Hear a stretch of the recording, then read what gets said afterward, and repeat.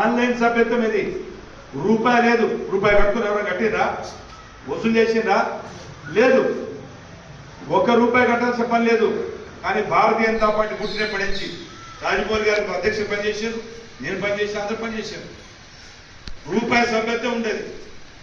రూపాయి నుంచి 5 అప్పుడు బూతులు లేవు.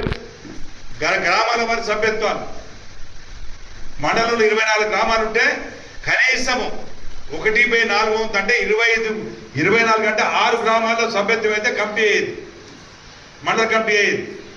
కానీ ఇవన్నీ లేదు. ఇప్పుడు సభ్యత్వం మొత్తం కూడా బూత్ వారి. రాష్ట్రంలో 36,000 బూతులు ఉన్నాయి. రాష్ట్ర వ్యాప్తంగా ఎన్ని ఉన్నాయి?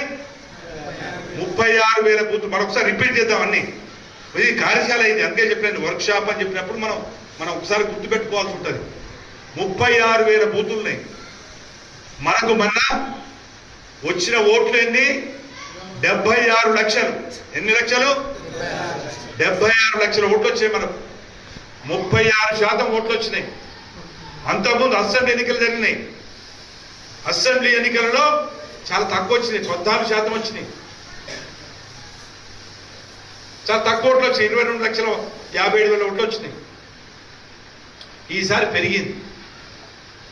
దీనికి సభ్యత్వం ముడిపెట్టేది లేదు. సభ్యత్వం అదే ఉంది, అదే సభ్యత్వం, అదే 18,50,000 సభ్యత్వం. కానీ ఓట్లు మాత్రం 1కి 4 ఓట్లు పెరిగినాయి. ఒక సభ్యుడిగా ఉంటే 4 ఓట్లు పెరిగినాయి. అంటే దానికి అర్థం ఏంటంటే సభ్యత్వం తీసుకున్న ప్రతి ఇంట్లోగా కూడా ఆ ఇంట్లో ఉన్నటువంటి 4 ఓట్లు వేసాడు. ఎవరైతే సభ్యత్వం తీసుకున్నారో అతను 4 ఓట్లు వేసాడు.